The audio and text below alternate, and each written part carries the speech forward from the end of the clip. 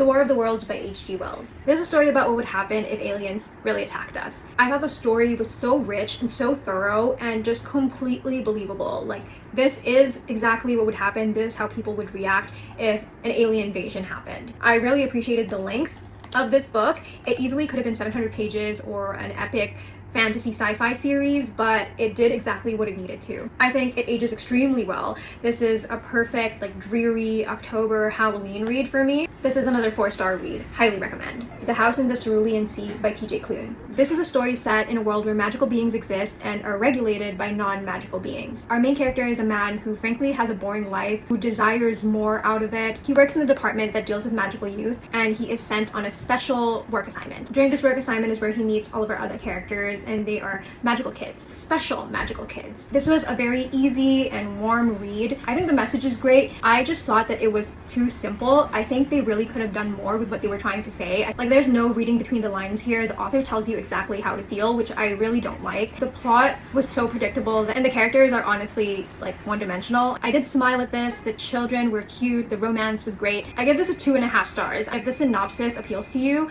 then go for it. The hero of this book by Elizabeth McCracken. This is a story about the author, Elizabeth McCracken, who takes a trip to London 10 months after her mother's passing. She reflects on her mother's life and their relationship. You can tell that she obviously had a fantastic, close relationship with her mother. I like the way that she writes. I thought it was really clever and completely devoid of pretentiousness. She's a writer, so she talks a lot about writing in this book, but I found that it was really accessible, which is not true for a lot of books about writing. This wasn't what I expected when I was signing up for a book about a daughter grieving her mother. Elizabeth McCracken truly honored her mother's wishes by not making a show out of their life, by not emotionally manipulating the readers. And while it was a purposeful decision, I think that it was just not as impactful and not particularly memorable either. I rated this a 3 stars. Sunrise on the Reaping by Suzanne Collins. This was so addicting to read. I don't think I need to explain the plot to you too much. It is a Hunger Games book. You know what's happening here. If you are a dystopian and political fiction fan and you enjoyed the Hunger Games, I don't think that you necessarily need to pick this up. The point is stripped clean. I think that Suzanne Collins can stop here if it's for art's sake. To that point, I think that the fan service was pretty heavy-handed and sometimes it just didn't make sense. I don't think it's inventive, but the formula exists because it works. Like, there's no need for me to reiterate why Panem is so satiating for fiction readers. All in all, I think this was a great prequel